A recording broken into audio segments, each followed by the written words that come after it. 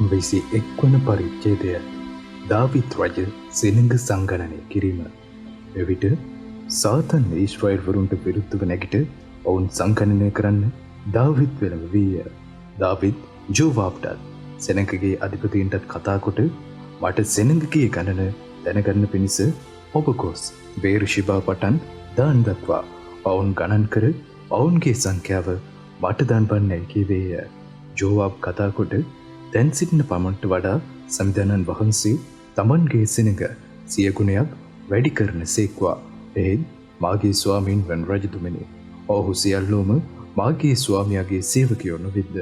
මාගේ ස්වාමියා මෙය අනකර ඊශ්‍රායල්වරුන් පිට වරද පමුණුවන්නේ කුමක් නිසාදයි ඇසීය. එහෙත් ජෝවාබ්ගේ වචනය නොව රජුගේ වචනය ස්ථිර විය. ඒ නිසා ජෝවාබ් පිටත් වේ මුළු ඊශ්‍රායල් දේශයෙහි ඇවිද ජෙරුසලමට අවුත් ගණන්ගත් සෙනඟගේ මුළු සංඛ්‍යාව දාවිත්ට දුන්නේය. කඩුව පාවිච්චි කිරීමට සමත් ඊශ්‍රායල්වරු සියල්ලෝ 11 ලක්ෂයක්ය. කඩුව පාවිච්චි කිරීමට සමත් ජුදාහි මනුෂ්‍යයෝ 4,70,000ක්ය. එහෙත් රජුගේ වචනය ජෝවාබ්ට පිළිකුල් තිබුණු නිසා ඔහු ලෙවීවරුන්ද බෙන්ජමින්වරුන්ද ඔවුන් අතරේ ගණන් කළේ නැත. දෙවියන් වහන්සේ මේ කාරණය ගැන අප්‍රසන්න වී ඊශ්‍රායල්වරුන්ට පහර දුන් සේක. දාවිත් දෙවියන් වහන්සේට කතා කොට මම මේ දේ කිරීමෙන් බොහෝසේ පව් කළෙමි. එහෙත් දැන් ඔබේ මෙහෙකරුවාගේ අපරාධය පහ කළ මැනව. මන්ද මම බොහෝ අනුවන ලෙස ක්‍රියා කළෙමි කීවේය. සමිධානන් වහන්සේ දාවිත්ගේ දර්ශකයා වූ ගාද්ද කතා කොට නුඹ කොස් මෙය කියන්න. මම කාරණා 3ක් නුඹ ඉදිරියේ තබමි. මා විසින් නුඹට කරනු ලබන පිණිස එයින් එකක් තෝරා ගන්නයි සමිධානන් වහන්සේ වදාරන සේක කියා දාවිත්ට කියන්නයි වදාළසේක. ගාද් දාවිත් ළඟට අවොත් ඔහුට කතා කොට 3 අවුරුදු සාගතයක් හෝ 3 මාසයක් නොබේ එදිරිකාරයන්ගේ කඩුවට නොබ අසුවී නොබේ සතුරන් අතින් විනාශ වීම හෝ 3 දවසක් සමිධානන් වහන්සේගේ කඩුව වන වසංගතය දේශයට පැමිණ ඔවුන් වහන්සේගේ දූතයා විසින් ඊශ්‍රායල් පළාත් මුළුල්ල විනාශ කරනු ලැබීම හෝ යන තුනෙන් එකක් තෝරා ගන්නයි සමිධානන් වහන්සේ වදාරන සේක. ඒ නිසා මාව උතනන් වහන්සේට මා මොන උත්තරයක් දෙන්නද කියා කල්පනා කරන්නයි කිවේය. දාවිත් උත්තර දෙමින් මම ලොකු ප්‍රශ්නයකට මුහුණ පා සිටිමි. ඉතින් සමිධානන් වහන්සේගේ අතට අසුවන්නෙමි. මන්ද ඔවුන් වහන්සේගේ අනුකම්පව ඉමහත්ය. මනුෂ්‍යයාගේ අතට අසුවන්න මට සිද්ධ නොවේවායි ගාද්ද කීවේය. එබැවින් සමිධානන් වහන්සේ ඊශ්‍රායල්වරුන් අතරට වසංගතයක් එවූ සේක. එයින් ඊශ්‍රායල්වරුන්ගෙන් 70,000ක් මනුෂ්‍යයෝ මලෝය. දෙවියන් වහන්සේ ජෙරුසලම විනාශ කරන්න දූතයෙකු යවූ සේක. ඔහු එය විනාශ කරන්න යන විට සමිධානන් වහන්සේ බලා ඒ විපත ගැන තැවී විනාශකාර දූතයාට කතා කොට ඉතින් ඇත ලොඹේ අත නවත්වන්නයි වදාළ සේක. සමිධානන් වහන්සේගේ දූතයා ජෙබුසි ජාතික ඔර්නාන්ගේ කමත ළඟ සිටියේය. දාවිත් තමාගේ හිස උසවා සමිධානන් වහන්සේගේ දූතයා තමාගේ කඩුව ඇද ජෙරුසලම කෙරෙහි දිගු කරගෙන පොළවටත් අහසටත් අතරේ සිටුණු දුටුවේය. එවිට ගෝනිරිදි ඇඳගෙන සිටි දාවිත් ප්‍රජා මූලිකයෝද මොනින් තලා වැටුණෝය. දාවිත් දෙවියන් වහන්සේට කතා කොට සෙනඟ ගණන් කරන්න අනකල තැනැත්තා මම නොවෙන්ද. පව්කොට එදා දුෂ්ට ලෙස ක්‍රියා කළේ මමය. එහි මේ බැටළුව කුමක් කළෝද? අනේ මාගේ දෙවි සමිධානන් වහන්සේ, පහර දීම පිණිස ඔබේ හස්තය ඔබේ සෙනඟ පිට නොව මා පිටත් මාගේ පිය වංශය පිටත් පැමිණේවයි කීවේය. එවිට සමිධානන් වහන්සේගේ දූතයා ගාද්ද කතා කොට ජෙබුසිය ඔර්නාන්ගේ කමතේ සමිධානන් වහන්සේට පූජාසනයක් ගොඩනගන පිණිස නැගී යන ලෙස දාවිත්ට කියන්නේයි අනකලේය. දාවිත් සමිධානන් වහන්සේගේ නාමයෙන් ගාද්ගේ වචනය ලෙස නැගිට ගියේය. තිරඟු මඩිමින් සිටි ඔර්නාන් පස්සට හැරි දූතයා දැක ඔහුද ඔහු සමග සිටි ඔහුගේ පුත්‍රයෝ 4 දෙනාද සැඟවුණෝය. දාවිත් ඔර්නාන් ළඟට ගියේය. ඔර්නාන් බලා දාවිත් දැක කමතෙන් පිටතට අවුත් මොනින් තලා වී දාවිත්ට වැන්දේය. එවිට දාවිත් කතා කොට සෙනඟ අතරින් වසංගතේ පහවන පිණිස සමිධානන් වහන්සේට පූජාසනයක් ගොඩනැගීමට කමතේ ඉඩම මට දෙන්න. එහි මුළු වටිනාකම අනුව එය මට දෙන්න ඕනෑයයි ඔර්නාන්ට කීවේය. ඔර්නාන් පිළිතුරු දෙමින් මාගේ ස්වාමීන් වන රජතුමාණෝ ඒ පිළිගෙන තමන්ට හොඳේ හිතෙන දේ කරත්වා. මෙන්න දවනයාග පූජාවලට ගවයන්ද දර සඳහා මඩින උපකරණද ආහාර පූජාවක තිරිඟුද දෙමි. ඒ සියල්ලම දෙමි දාවිද්ට කීවේය. දාවිද් රජද පිළිතුරු දෙමින් එසේ නොවේ.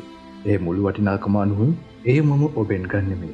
මන්ද ඔබට අයිති දේ මම සමිඳුන් වහන්සේ උදෙසා නොගන්නෙමි. වියදමක් නැතිව දවනයාග පූජා නොපුදන්නෙමි ඔර්නාන්ට කීවේය. මෙසේ දාවිද් ඒ ඊඩමට රන්කාසි 600ක බර රන් ඔර්නාන්ට දුන්නේය. දාවිද් සමිඳුන් වහන්සේට පූජාසනයක් ඒ ගොඩනගා දවනයාග පූජාද සහභාගී කමේ පූජාද ඔප්පුකොට සමිඳුන් වහන්සේ ආඥා කළේය. උන්වහන්සේද දවන පූජාසනය පිට ආසෙන් කිනියවා ඔහුට උත්තර දුන්සේක. තවද සමිඳුන් වහන්සේ දේව දූතයාට අණකල විට ඔහු තමාගේ කඩුව නැවත කොපුවේ දමා ගත්තේය. ඒ කාලයේහි සමිඳුන් වහන්සේ ජෙබුසිය ඔර්නාන්ගේ කමතේදී තමාට උත්තර දුන් බව දාවිද් දැක එහි පූජා ඔප්පු කළේය. මන්ද මෝසෙස් පාලුකරේදී සෑදූ සමිඳුන් වහන්සේගේ මණ්ඩපය දවන පූජාසනයත් ඒ කාලයේහි ගිබියොන්හි ගිරුකුලක තිබුණේය. එහෙත් සමිඳුන් වහන්සේගේ දූතයාගේ කඩුවට බිය වූ නිසා දෙවියන් වහන්සේගෙන් විචාරණ පිණිස ඒ ඉදිරියට යන්න දාවිද්ට නොහැකි විය. 22 වන පරිච්ඡේදය. එවිට දාවිද් කතා කොට දෙවි සමිඳුන් වහන්සේගේ මාලිගාව මේය. ඊශ්‍රායල් වරුන්ගේ දවනයාග පූජා ඔප්පු කරන පූජාසනයේද මෙයයි කීවේය. දේව මාලිගාව සෑදීමට සූදානම. තවද දාවිද් ඊශ්‍රායල් දේශයේ සිටි සියලු විදේශීන් රැස් කරන්න අනකොට දෙවියන් වහන්සේගේ මාලිගාව ගොඩනගන පිණිස 4 සැලේට ගල් කපන්න ගල් වඩුවන් පත් කළේය. දොරටුවල එන පිණිසත් සන්ධි පිණිසත් දාවිද් යකඩ රාශියක් සූදානම් කළේය. කිරන්න බැරි තරම් බොහෝ ලෝකඩත් ගණන් නැති කිහිරිලි සූදානම් කළේය. මන්ද සීදුන්වරුද තීර්වරුද කිහිරිලි බොහෝ සෙයින් දාවිද් ළඟට ගෙනාහ. එවිට දාවිද් කතා කොට මාගේ පුත් සලමොන් ලාබාලය සමිඳුන් වහන්සේට ගොඩනගන්න තිබෙන මාලිගාවේ කීර්තියද තේජස්ද සියලු රටවල පතල වී යන හැටියට එය අතිශයින් අලංකාරව තිබිය යුතුය. එබැවින් මම ඒ කාර්ය පිණිස ඔහු සූදානම් කරන්නෙමි කීය. මෙසේ දාවිද් තමාගේ මරණයට පළමුවෙන් බොහෝ දේ සූදානම් කළේය. එවිට ඔහු තම පුත් සලමොන් කැඳවා ඊශ්‍රායල් වරුන්ගේ දෙවි සමිඳුන් වහන්සේට මාලිගාවක් ගොඩනගන පිණිස ඔහුට අනකලේය. දාවිද් තමාගේ පුත් සලමොන්ට කතා කොට මාගේ පුත්‍රය දෙවි සමිඳුන් වහන්සේගේ නාමයට මාලිගාවක් ගොඩනගන්න මම අදහස් කළෙමි. ඒ සමිඳුන් වහන්සේ මට පණිවිඩයක් ප්‍රකාශ කරමින් නොබ බොහෝ සිල්ලේ වැගිරීමත් මහා යුද්ධයක් කෙරෙහිය. එලෙස නොබ මා ඉදිරියෙහි බොහෝ ලේබිම වැගිරූ නිසා මාගේ නාමයට මාලිගාවක් ගොඩනගන්නීය. ඒ නොබට උපදින පුත්‍රයෙක් සාමකාමී මිනිසෙක් වන්නේය. ආත්පසින්ම ඔහුගේ සියලු සතුරන්ගෙන් ඔහුට නිදහස දෙන්නෙමි. එසේය ඔහුගේ නාමයේ සාමය යන අර්ථය ඇති සලමොන් වන්නේය. ඔහුගේ දවස්වලදී ඊශ්‍රායල් වරුන්ට සාමයද සමගියද දෙන්නෙමි. ඔහුම මාගේ නාමයට මාලිගාවක් ගොඩනගනු ඇත. ඔහු මට පුත්‍රයෙක් වන්නේය. මම ඔහුට පියෙක් වන්නෙමි. ඔහුගේ රාජ සිංහාසනය ඊශ්‍රායල් වරුන් කෙරෙහි සදාහටම ස්ථිර කරන්න මී වදාළසේක. ඒතින් මාගේ පුත්‍රය ඔබ සඵල වී ඔබේ දෙවි සමිඳුන් වහන්සේ ඔබගෙන පදාළ ලෙස උන්වහන්සේගේ මාලිගාව ගොඩනගන පිණිස උන්වහන්සේ ඔබ සමග වැඩ සිටින සේක්වා. එසේය ඔබ ඔබේ දෙවි සමිඳුන් වහන්සේගේ ආඥා රක්ෂා කරන පිණිස ඔබට නැණ නුවණ සහ බුද්ධි මහිමේදී ඊශ්‍රායල් වරුන් ගැන වගකීමක් ඔබට දෙන සේක්වා. සමිඳුන් වහන්සේ මෝසෙස් ලවා ඊශ්‍රායල් වරුන්ට අනකර වූ පනත් හා විනිශ්චයන් පිළිපදින්නට වග බලා ගත්තොත් ඔබ සඵල වන්නේය. ශක්තිමත්ව ස්ථිරව සිටින්න, බිය නොවන්න, තැති නොගන්න. මෙන්න මා දිලිඳුවද සමිඳුන් වහන්සේගේ මාලිගාවට රන් මෙට්‍රික් ටොන් 3400කුත් විදි මෙට්‍රික් ටොන් 34000කුත් ගණන් නැති තරම් ලෝකඩත් යකඩත් සූදානම් කළෙමි. ඒවා අතිශයින් වැඩිය. ඒ අර ලීද ගල්ද සූදානම් කළෙමි. ඒවාට තව එකතු කරන්න ඔබට පුළුවන්. තවද ශිල්පීන් වන ගල් වඩුවද ගල් හා ලී වැඩ කරන්නෝද සියලු ආකාර වැඩවල සියලු ආකාර ප්‍රඥාවන්තයෝද බොහෝ දෙනෙක්ම ඔබට සිටිතේ. ගණන් නැති තරම් රන්ද රිදීද ලෝකඩද යකඩද තිබේ. නැගිට වැඩ පටන් ගන්න. සමදනන් වහන්සේ ඔබ සමග වැඩ සිටින සේක්වායි කීය. තවද දාවිද් තමාගේ පුත් සලමොන්ට උපකාර කරන පිණිස ඊශ්‍රායලයේ සියලු අධිපතීන්ට අනුකරමින් ඔබේ දෙවි සමිඳුන් වහන්සේ ඔබ සමග සිටිනු නොවේද? එමාතින්ම උන්වහන්සේ ඔබට සමය දී තිබෙනු නොවේද? මන්ද උන්වහන්සේ දේශීය වැසියන් මා අතට පාවා දී තිබේ. දේශීය සමිඳුන් වහන්සේටද උන්වහන්සේගේ සිනකටද යටත් කරන ලද්දේය. ඉතින් ඔබේ දෙවි සමිඳුන් වහන්සේ සොයන්න ඔබේ සිතත් බුද්ධියත් යොමු කරන්න. සමිඳුන් වහන්සේගේ නාමයට ගොඩනගන්න තිබෙන මාලිගාව තුළට උන්වහන්සේගේ කිවිසුම් කරඬුවද දෙවියන් වහන්සේගේ ශුද්ධ බාණ්ඩද ගෙන යන පිණිස නැගිට දෙවි සමිඳුන් වහන්සේගේ ශුද්ධ ස්ථානයෙන් ගොඩනගන්නයි කීවේය. 23 වන පරිච්ඡේදය ලෙවීවරුන්ගේ මෙහෙය. දාවිද් දීර්ඝායු වළඳා මහලු වූ විට තමාගේ පුත් සලමොන් ඊශ්‍රායල් වරුන්ගේ රජ කොට පත් කළේය. තවද දාවිද් ඊශ්‍රායල් වරුන්ගේ සියලු අධිපතීන්ද පූජකයන්ද ලෙවීවරුන්ද රැස් කළේය. ලෙවීවරුන්ගෙන් ගණන් ගන්නා ලද්දේ 30 අවුරුද්දක පටන් ඉන් ඉහළට වයස් ඇති අයය. එසේ එක්කෙනෙකු පාසා ගණන් ගන්න ලද පුරුෂයන්ගේ ගණන 38000ක් විය. මොවුන්ගෙන් 24000ක් සමිඳුන් වහන්සේගේ මාලිගාවේ වැඩ බලා ගැනීමට සිටියෝය. 6000ක් මුලාදෑනියෝද විනිශ්චයකාරයෝද වූහ. 4000ක් දොරටු පාලකයෝ වූහ. ප්‍රශංසා කිරීමට මම සෑදුවෙමි දාවිද්ගේ පූර්ව භාණ්ඩවලින් සමිඳුන් වහන්සේට ප්‍රශංසා කරන්නෝ 4000ක් වූහ. දාවිද් ගෙර්ෂොන්ද කොහාත්ද මෙරාරිද යන ලෙවීගේ පුත්‍රයන්ගේ වංශවල හැටියට ඔවුන් පන්තිවලට බෙදුවේය. ගෙර්ෂොන්ගේ පුත්‍රයෝ ලාදාන් සහ ශිමෙහිය. ලාදාන්ගේ පුත්‍රයෝ නම් ප්‍රධානියා වූ ජෙහියල්ද, සේතාන්ද, ජෝවෙල්ද යන තුන්දෙනාය. ශිමෙයිගේ පුත්‍රයෝ නම් ශෙලොමිත්ද, හජියල්ද, හාරන්ද යන තුන්දෙනාය. මොවුහු ලාදාන්ගේ පිය පෙළපත්වල ප්‍රධානියෝය.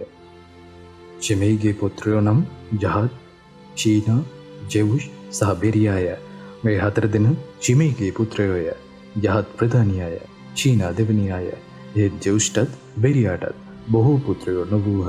එබැවින් ඔහු එක පිය පෙළපතක් කොට ගණන් ගනු ලැබුවය. කොහාත්ගේ පුත්‍රයෝ නම් අම්රාම්ද, ඉෂ්හාර්ද, හෙබ්‍රෝන්ද, උෂියල්ද යන 4 දෙනාය. අම්රාම්ගේ පුත්‍රයෝ නම් ආරොන් සහ මෝසෙස්ය. ආරොන්ද ඔහුගේ පුත්‍රයෝද ඊතා ශුද්ධ දේ කැප කරන පිණිසත් සමිඳුන් වහන්සේ ඉදිරියෙහි සුවඳ දුම් ඔප්පු කරන පිණිසත් උන්වහන්සේට සේවය කරන පිණිසත් සෑම කල්හිම උන්වහන්සේගේ නාමයෙන් ආශිර්වාද කරන පිණිසත් හැම කලටම වෙන් කරනු ලැබුවෝය.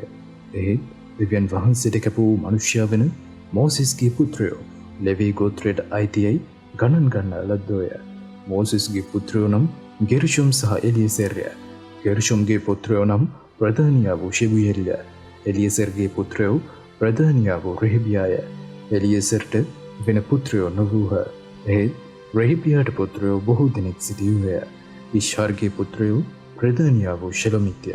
එබ්‍රෝන්ගේ පුත්‍රයෝ ප්‍රධානියා වූ ජෙරියාය. දෙවනියා වූ අමරියාය. තුන්වෙනියා වූ ජහසියේල්ය. හතරවෙනියා වූ ජෙකමියාම්ය. ඔෂියල්ගේ පුත්‍රයෝ ප්‍රධානියා වූ මීකාය. දෙවනියා වූ ඉෂියාය. මෙරාරිගේ පුත්‍රයෝ මාලී සහ මුෂීය. මාලීගේ පුත්‍රයෝ එලෙයාසර් සහ කිෂ්ය. එලෙයාසර් මලේය. ඔහුට දූවරුන් මිස පුත්‍රයෝ නොසිටියෝය.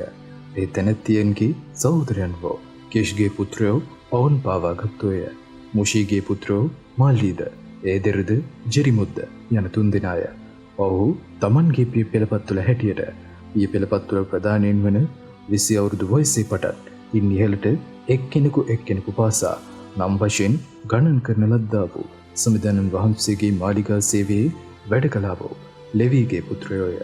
තවද දාවිද් කතා කොට ඊශ්‍රායල්ගේ දෙවි සමිඳුන් වහන්සේ තමන්ගේ සෙනඟට සාමදානය දී තිබේයයිද උන්වහන්සේ ජෙරුසලමේ සෑම කල්හිම වාසය කරන සේකයිද මණ්ඩපය සහ එහි සේවයට අයිති සියලු භාණ්ඩත් ලෙවීවරුන්ට තවත් උසුලාගෙන යන්න වන්නේ නැතයිද කීවේය. දාවිද්ගේ අන්තිම වචනවල හැටියට 20 අවුරුද්ද පටන් ඉන් ඉහළට වයස් ඇති පුත්‍රයෝ ගණන් ගන්න ලද්දෝය. මන්ද ඔවුන්ගේ තනතුර නම් සමිඳුන් වහන්සේගේ මාලිගාවේ සේවය සම්බන්ධයෙන් ආරොන්ගේ පුත්‍රයන්ට උපකාර කිරීමය. එනම් මළුව ඇතුල් ගෙවල් සහ සියලු ශුද්ධ දේවල් පවිත්‍ර කිරීමත් දෙවියන් වහන්සේගේ මාලිගාවේ සේවයේ වැඩද යෙදීමේ රොටිද ආහාර පූජාවට මුහුන් නැති රොටිවලටත් ඇතිලියටත් පොඟවන ඒවාට ඕනෑ කරන සිහින් පිටිද සියලු ආකාර නිමිද මැනීම්ද බලා ගැනීමත් දිනපතා උදේ සවස සමිදානන් වහන්සේට ස්තුති ප්‍රශංසා කිරීමට සිටීමත් සබත් දවස්වලදීද අමාවක දවස්වලදීද මාංගල්‍යවලදීද ගණනින් නියම ප්‍රකාරයට නිතරම සමිදානන් වහන්සේ ඉදිරියේ සියලු දවනයාග පූජා ඔප්පු කිරීමත් සම්මුඛ මණ්ඩපයේ වත් පිළිවෙද්ද ශුද්ධස්ථානයේ වත් පිළිවෙද්ද සමිදානන් වහන්සේගේ මාලිගාවේ සේවය සම්බන්ධයෙන් තම සහෝදරයන් වූ ආරුන්ගේ පුත්‍රයන්ගේ වත් පිළිවෙද්ද බලා ගැනීමත්ය. 24 වන පරිච්ඡේදය පූජකවරුන්ගේ වගකීම්. ආරුන්ගේ පුත්‍රයන්ගේ පන්තිමේය. ආරුන්ගේ පුත්‍රයෝ නම් නාදාබ්, අබීහු, එලයාසර් සහ ඊතාමාර්ය. නාදාබ් සහ අබීහු තමන්ගේ පියාට පළමුවෙන් මැරුණෝය. ඔවුන්ට පුත්‍රයෝ නොසිටියෝය. ඒ නිසා එලයාසර් සහ ඊතාමාර් පූජක තනතුරේ වැඩ කළෝය. දාවිද් එලයාසර් පුත්‍රයන්ගෙන් ශාදුක්ද ඊතාමාර් පුත්‍රයන්ගෙන් අබිමෙලෙක්ද සමග ඔවුන්ගේ මෙහියේ නියමී ප්‍රකාරයට ඔවුන් සංවිධානය කළේය. ඊතාමාර්ගේ පුත්‍රයන් අතරේ සිටි ප්‍රධාන මනුෂ්‍යයන්ගේ ගණනට වඩා එලයාසර්ගේ පුත්‍රයන් අතරේ සිටියෝය. එබැවින් මෙලෙස ඔවුහු සංවිධානය කරනු ලැබුවෝය. එලයාසර්ගේ පුත්‍රයන්ට පියවංශවල ප්‍රධානී හෝ 16 දෙනෙක්ද ඊතාමාර්ගේ පුත්‍රයන්ට ඔවුන්ගේ පියවංශවල ප්‍රධානී වූ 8 දෙනෙක්ද සිටියෝය. දෙකොල්ලගෙනම එකට පසයට තමා සංවිධානය කළේය. මන්ද ශුද්ධස්ථානයේ අධිපතියොත් දෙවියන් වහන්සේගේ අධිපතියොත් එලියාසර්ගේ පුත්‍රයන් අතරේ සහ ඊතාමාර්ගේ පුත්‍රයන් අතරේ වූහ. දෙවී ජාතික වූ නෙතනීල්ගේ පුත් ෂෙමායා නම් ලේකම් රජුද අධිපතින්ද ශාදුක් පූජකයාද අබියතරගේ පුත් අබිමෙලෙක්ද පූජකයන්ගේ සහ ලෙවිවරුන්ගේ පියවංශවල ප්‍රධානින්ද ඉදිරියේ ඔවුන්ගේ නාම වාර්තාගත කළේය. එලියාසර්ට එක පියවංශයක්ද ඊතාමාර්ට එක පියවංශයක්ද බෙගෙන් පසයට තමා තෝරා ගන්නා ලද්දේය. පළමුවන පසයටේ වැටුනේ ජෙහෝයාරීම්ටය, දෙවන එක ජෙදායාටය, තුන්වන එක ආරීම්ටය, හතරවෙනි එක සෙයොරීම්ටය, පස්වෙනි එක මල්කියාටය, හයවෙනි එක මියාමින්ටය, හත්වෙනි එක හක්කොෂ්ටය, අටවෙනි එක අබියාටය, නවවෙනි එක ජේෂුවාටය, දසවෙනි එක ශෙකනියාටය, 11වෙනි එක එලියාෂිප්ටය, 12වෙනි එක ජාකීම්ටය, 13වෙනි එක හුප්පාටය, 14වෙනි එක යෙෂබෙයාප්ටය, 15වෙනි එක බිල්ගාටය, 16වෙනි එක ඉම්මේර්ටය, 17වෙනි එක හෙසීරටය, 18වෙනි එක අප්පිෂෙෂ්ටය, 19වෙනි එක පෙතහියාටය, 20වෙනි එක යෙහෙස්කෙල්ටය, 21වෙනි එක ජාකීන්ටය, 22වෙනි එක ගාමුල්ටය, 23වෙනි එක දෙලායාටය, 24වෙනි එක මයිෂියාටය. ඊශ්‍රායෙල් වරුන්ගේ දෙවි සමිදානන් වහන්සේ ඔවුන්ගේ පිය වූ ආරොන්ට අනකල ප්‍රකාරයට ඔහු ලවා කර වූ නියෝගයේ ලෙස ඔවුන්ගේ යුතුකම් අනුව සමිදානන් වහන්සේගේ මාලිගාවට ඇතුල් වීමේ පිළිවෙල මෙහිය. ලෙවීවරුන්ගේ පවුල්. ලෙවීගේ අනෙක් පුත්‍රයෝ නම් අම්රාම්ගේ පුත්‍රයන්ගෙන් ශුබායෙල්ය, ශුබායෙල්ගේ පුත්‍රයන්ගෙන් ජෙදෙයාය, රෙහෙබියාගෙන් එනම් රෙහෙබියාගේ පුත්‍රයන්ගෙන් ප්‍රධානියා වූ ඉෂ්චියාය, ඉෂ්හාරිවරුන්ගෙන් ශෙලොමොත්ය, ශෙලොමොත්ගේ පුත්‍රයන්ගෙන් යහත්ය, එබ්‍රොන්ගේ පුත්‍රයෝ නම් ප්‍රධානියා වූ ජෙරියාය, දෙවෙනියා වූ අමරියාය, තුන්වෙනියා වූ ජහසියල්ය, සතරවෙනියා වූ ජෙකමියාම්ය, උෂියල්ගේ පුත්‍රයන්ගෙන් මීකාය, මීකාගේ පුත්‍රයන්ගෙන් ශාමීරය, මීකාගේ සහෝදරයා වූ ඉෂ්ෂියාය, ඉෂ්ෂියාගේ පුත්‍රයන්ගෙන් ශෙකරියාය, මෙරාරිගේ පුත්‍රයෝ නම් මාලීසා මුෂීය, යාසියාගේ පුත්‍රයෝ නම් බෙනෝය, මෙරාරිගේ පුත්‍රයෝ නම් තමාගේ පුත් ජාසියා නිසා උපන් බෙනෝ, ශොහම්, ශක්කූර් සහ ඉබ්‍රීය, මාලි නිසා උපන් එලයාසර්ය. ඔහුට පුත්‍රයෝ නොවූහ. කිෂ්ගෙන් එනම් කිෂ්ගේ පුත්‍රයන්ගෙන් ජෙරාමයේල්ය, මුෂීගේ පුත්‍රයෝ නම් මාලි ඒදිරිසා ජෙරීමුත්ය. ඔහු තමන්ගේ පිය වංශ ප්‍රකාරයට ලෙවීගේ පුත්‍රයෝය. ඔහුද තමන්ගේ සහෝදරයන් වන ආරුන්ගේ පුත්‍රයන් වෙන්ව දාවිද් රජුද, ශාදුක්ද, අබිමෙලෙක්ද පූජකයන්ගේ සහ ලෙවීවරුන්ගේ පිය වංශවල ප්‍රධානීන් ඉදිරියෙහි පස ඇට දැමුවෝය. පිය වංශවල ප්‍රධානියා තමාගේ බාල සහෝදරයා මෙන්ම පස ඇට දැන්වේය. 25 වන පරිච්ඡේදය දේව මාලිගාවේ ගායකයෝ. දාවිද්ද සේනාවේ අධිපතියෝද ආසාබ්ගෙන් හේමන්ගෙන් යෙදුතුන්ගෙන් පුත්‍රයන්ගෙන් වීණා හා කුඩා වීණාද අත්තල්ද නාද කොට ගායනා කරමින් දෙවිසමිතනන් වහන්සේගේ වචනය ප්‍රකාශ කිරීමේ සේවය සඳහා තැනැත්තන් වෙන් කර තැබීය. තමන්ගේ සේවයේ වැඩේ කළා වූ ඒ මනුෂ්‍යයන්ගේ නාම ලේඛනය මෙසේය. ආසාබ්ගේ පුත්‍රයන්ගෙන් ශක්කුරුද ජෝසෙෆ්ද නෙතනියාද අසිරේලාද යන ආසාබ්ගේ පුත්‍රයෝය. මොහු රජුගේ අණ ලෙස ධර්ම වාක්‍ය ගායනා කළා වූ ආසබ් යටතේ සිටියෝය. ජෙදුතුන්ගේ පුත්‍රයන් වූ ගෙදලියාද ශරීද ජෙෂායාද හෂබියාද මත්තිතියාද ඇතුළු 6 දෙනාය. මොහු මහා වීණා නාද කර සමිඳුන් වහන්සේගේ වචනය ප්‍රකාශ කරමින්ද උන්වහන්සේට ස්තුති ප්‍රශංසා දෙමින්ද ජෙදුතුන් යටතේ සිටියෝය. හේමාන්ගේ පුත්‍රයා වූ බුක්කියා මත්තනියා ඔෂීල් ෂෙබුය ජෙරිමොත් හනනියා හනානි එලියාතා ගිද්දල්ති රොම්මතියසෙර් යොෂ්බිකාශ මල්ලෝති හෝතිර් සහ මාෂියොත්ය. ඔවුහු සියල්ලෝ දෙවියන් වහන්සේ කළ දේ ගැන රජුගේ දර්ශකයව සිටේ හොරණෑවින් නාද කළා වූ හේමන්ගේ පුත්‍රයෝය. දෙවියන් වහන්සේ හේමන්ට පුත්‍රයන් 14 දෙනෙකුද දූවරුන් 3 දෙනෙකුද දුන්සේක. මේ සියල්ලෝ දෙවියන් වහන්සේගේ මාලිගාවේ සේවය කරන පිණිස අත්තල්ද කුඩා වීණාද මහා වීණාද සහිතව සමිඳුන් වහන්සේගේ මාලිගාවෙහි ගායනා කිරීමට තම පියා යටතේ සිටියෝය. ආසාබ්ද ජෙදුතුන්ද හේමන්ද රජු යටතේ සිටියෝය. සමිඳුන් වහන්සේට ගැයීම ගැන ඉගෙනගෙන දැනගෙන්ම ඇතිව සිටි ඔවුන්ගේ සියලු සහෝදරයන් ඇතුළුව ඔවුන්ගේ ගණන 288 දෙනෙක්ය. ඔවුහු ලොකු අය මෙන් කුඩාම අයද ගෝලියා මෙන්ම ගුරුවරයාද තමන්ගේ මෙහෙය ගැන පස ඇට දැමුවෝය. පළමුවන කොටස වැටුනේ ආසාබ්ට අයිති ජෝසෙෆ්ටය. දෙවන එක ගෙදලියාද ඔහුගේ සහෝදරයන්ද පුත්‍රයන්ද යන 12 දෙනෙකුටය. තුන්වන එක ශක්කූරුද ඔහුගේ පුත්‍රයන්ද සහෝදරයන්ද යන 12 දෙනෙකුටය. හතරවැනි එක ඉශ්වීද ඔහුගේ පුත්‍රයන්ද සහෝදරයන්ද යන 12 දෙනෙකුටය. පස්වන එක නෙතනියාද ඔහුගේ පුත්‍රයන්ද සහෝදරයන්ද යන 12 දෙනෙකුටය. හයවෙනි එක බුක්කියාද ඔහුගේ පුත්‍රයන්ද සහෝදරයන්ද යන 12 දෙනෙකුටය. හත්වන එක යෂරේලාද ඔහුගේ පුත්‍රයන්ද සහෝදරයන්ද යන 12 දෙනෙකුටය. අටවන එක ජෙෂායාද ඔහුගේ පුත්‍රයන්ද සහෝදරයන්ද යන 12 දෙනෙකුටය. නවවන එක මත්තනියාද ඔහුගේ පුත්‍රයන්ද සහෝදරයන්ද යන 12 දෙනෙකුටය. දහවන එක ශිමෙයිද ඔහුගේ පුත්‍රයන්ද සහෝදරයන්ද යන 12 දෙනෙකුටය. 11 වන එක අශරියල්ද ඔහුගේ පුත්‍රයන්ද සහෝදරයන්ද යන 12 දෙනෙකුටය. 12 වන එක හෂබියාද ඔහුගේ පුත්‍රයන්ද සහෝදරයන්ද යන 12 දෙනෙකුටය. 13 වන එක ශුබායල්ද ඔහුගේ පුත්‍රයන්ද සහෝදරයන්ද යන 12 දෙනෙකුටය. 14 වන එක මත්තතියාද ඔහුගේ පුත්‍රයන්ද සහෝදරයන්ද යන 12 දෙනෙකුටය. 15 වන එක ජෙරේමොත්ද ඔහුගේ පුත්‍රයන්ද සහෝදරයන්ද යන 12 දෙනෙකුටය. 16 වන එක හනනියාද ඔහුගේ පුත්‍රයන්ද සහෝදරයන්ද යන 12 දෙනෙකුටය.